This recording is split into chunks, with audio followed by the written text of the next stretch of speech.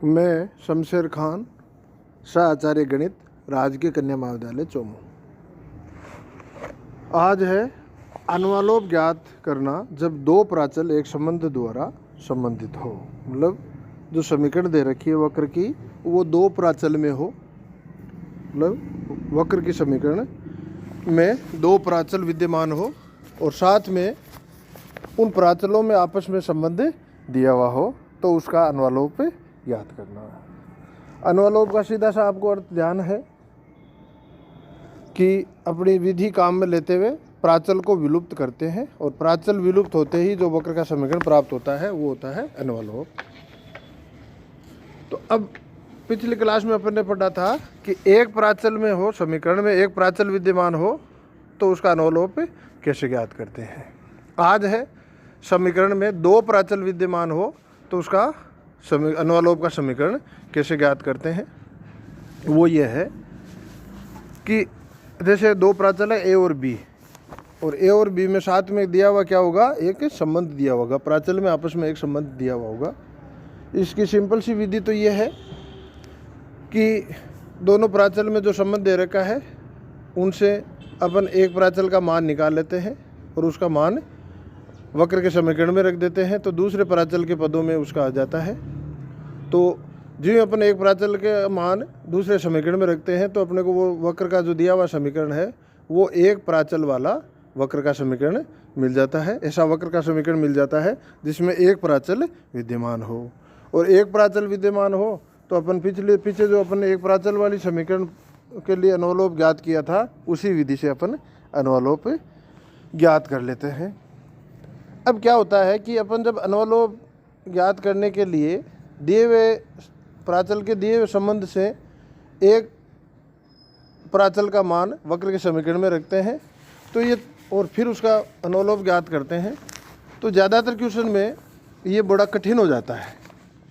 कुछ क्वेश्चन, एक आध क्वेश्चन ऐसे हैं जिसमें प्राचल का मान रखते ही जो आपकी किताब में दे रखा है उस पर मैंने फोकस कम किया है, क्योंकि सीधा सा है कि अपन प्राचल का मान रखें एक का, तो दिया वक्र का समीकरण एक प्राचल वाला वक्र का समीकरण हो जाता है, और उससे अपन पुरानी विधि से इसका अनुलोप ज्ञात कर लेते हैं।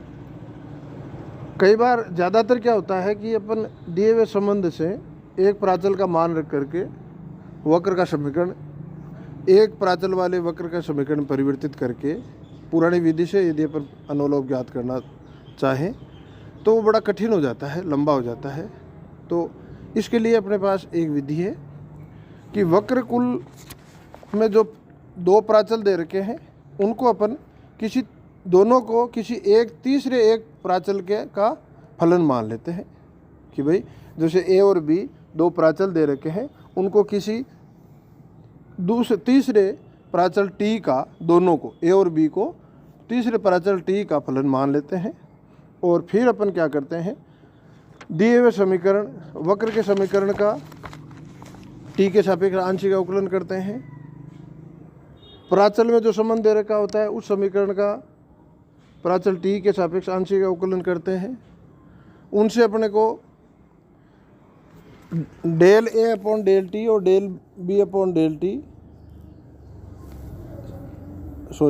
Del A upon del T upon del B upon del t के मान दोनों समीकरणों से प्राप्त हो जाते हैं। इन दोनों मानों को अपन बराबर रख देते हैं और फिर इनसे अपन प्राचल के मान ज्ञात कर लेते हैं। ये विधि थोड़ी सिंपल है, सुविधाजनक है। तो इस पे अपन एक क्वेश्चन देखते हैं। आपका JPH की किताब का पहला अनसोल्ड क्वेश्चन है। सरल रेखाओं x upon A plus Y upon B is equal to 1 के कुल का अनुलोप ज्ञात कीजिए जहाँ ए तथा बी प्राचलों में निम्न संबंध है।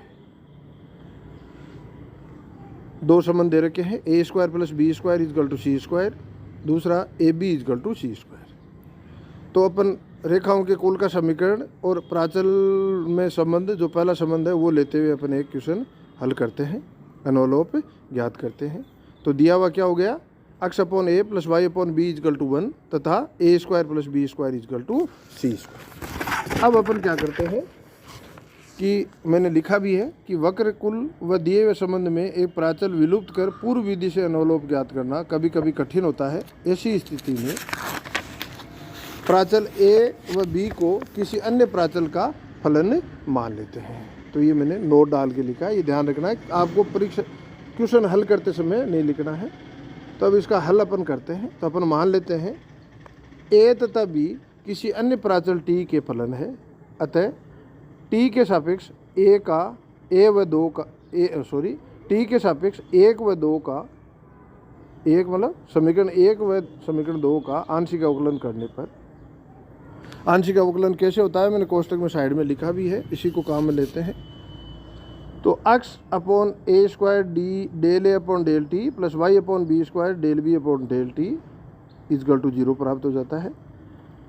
दूसरा a del A upon del T plus b del B upon del t is equal to 0 प्राप्त होता है। इनको 3 नंबर और 4 नंबर दे देते हैं। 3 नंबर और 4 नंबर की तुलना करें तो X square upon A is equal to Y, मैंने क्या वापस बोलता हूँ, X upon A square upon A is equal to Y upon B square upon B.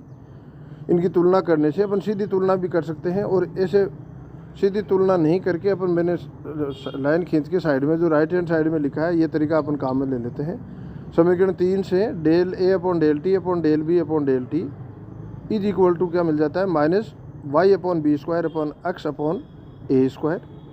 समीकरण 2 से del A upon del T upon del B upon del T is equal to क्या मिल जाता है, माइनस बी अपॉन ए। इन दोनों को बराबर रखते हैं तो अपन को b upon A is equal to y square upon B square upon x square upon A square मिलता है।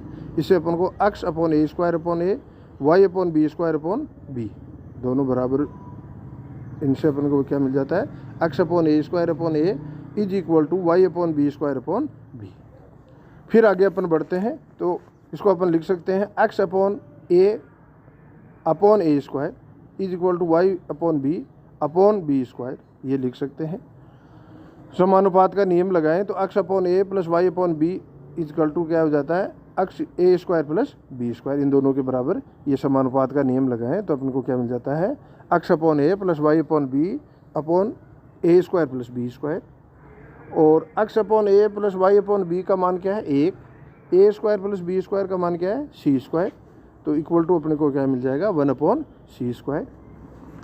या इनसे अपने को क्या मिल जाता है, x is equal to a cube upon c square, y is equal to b cube upon c square. और इनसे अपने को a is equal to C square x की होल घात 1/3, b is equal to C square y की होल घात 1/3, ए और बी का मान मिल गया। ये दोनों मान अपन क्या है, समीकरण 2 में रख देते हैं। समीकरण 2 में अपन ने रखा तो अपने को मिल गया एक्स की घात 2/3 प्लस वाई की घात 2/3 इज इक्वल टू सी की घात 2/3, जो कि अभिष्ट अनवलोप का समीकरण है। इसमें क्या है, ए और बी विलुप्त हो जाते हैं। इसका दूसरा भाग दिया हुआ क्या है, x upon A plus Y upon B is equal to 1 तथा A B is equal to C square. इनको नंबर 1 और 2 दे देते हैं। अब अपन क्या है, वही माना ए तथा बी प्राचल टी के फलन है, ए तथा बी प्राचल टी के फलन है, ये अपन ने मान लिया। समीकरण 1 व 2 का टी के सापेक्ष आंशिक अवकलन करने पर अपने को क्या मिलेगा, X upon A square del A upon del T plus Y upon B square del B upon del T is equal to 1। दूसरे का नंबर 2 का आंशिक अवकलन करें तो क्या मिलेगा, B del A upon del T plus A del B upon del T is equal to 0। इनको 3 नंबर और 4 नंबर दे देते हैं। अब इनसे अपने को 3 से क्या मिलेगा, del A upon del T upon del B upon del T is equal to minus Y upon B square upon x upon A square. से समीकरण नंबर 5 दे देते हैं। और 4 नंबर से अपने को क्या मिलेगा, del A upon del T upon del B upon del T is equal to minus A upon B. इसे समीकरण नंबर 4 दे देते हैं। और